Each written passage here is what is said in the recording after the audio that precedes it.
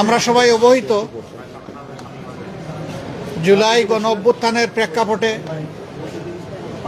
ধারাবাহিক প্রক্রিয়ার মধ্য দিয়ে এ মাসের 12 তারিখ যে নির্বাচন অনুষ্ঠিত হয়েছে, একই সাথে জাতীয় সংসদের নির্বাচন এবং গণভোট অনুষ্ঠিত হয়েছে। এই নির্বাচনে জাতি আশা করেছিল দেশের মানুষ নিঃসংকোচে স্বাচ্ছন্দ্যে উৎসবমুখর পরিবেশে তাদের ভোটের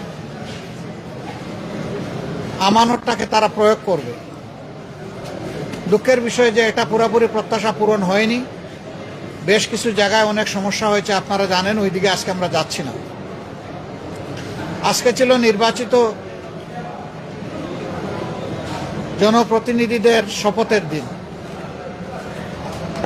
আমাদেরকে চিঠি দেওয়া হয়েছিল গতকাল গভীর রাতে, যেটা আমাদের জন্য কিছুটা অস্বস্তিদায়ক ছিল।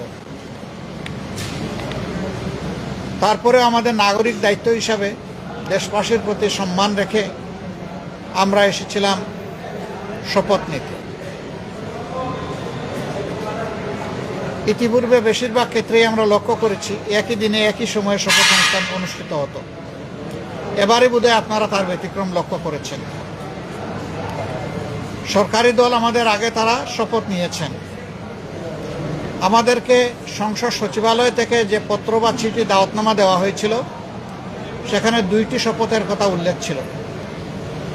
বলা হয়েছিল সংসদ সদস্য হিসাবে আমরা প্রথমে শপথ নিব, একটা সাদা ফর্ম আমাদেরকে বিলি করা হবে, প্রয়োজনীয় লেখাজোখা শেষ করে আমরা সেটা জমা দেব। আরেকটা শপথ হবে জুলাই চার্টার এবং গণভোটের যে প্রজ্ঞাপন হয়েছিল তার ভিত্তিতে সেই শপথটা গণভোটের শপথ, সংস্কারের শপথ। এইখানে সংস্কার পরিষদ সদস্য হিসাবে আমরা আরেকটা শপথ নেব। আমরা হলে প্রবেশ করার পরে সংসদ সচিব আমাদেরকে জিজ্ঞেস করলেন যে স্যার, সকালবেলা সরকারি দল তারা শপথ নিয়েছেন, তারা শুধু সংসদ সদস্য হিসাবে শপথ নিয়েছেন, আপনারা কি করবেন? আমরা তখন বললাম যে আমরা 2টিরই শপথ নিতে এখানে এসেছি। আমাদের তো গভীর রাতে আপনারা দাওয়াতনামা পাঠিয়েছেন, তারপরে আমাদের কোনো কনসার্ন থাকলে আগেই আমরা জানাতাম।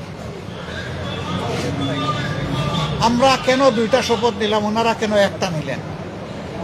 ওনারা কেন নিলেন তার ব্যাখ্যা ওনারা দিয়েছেন।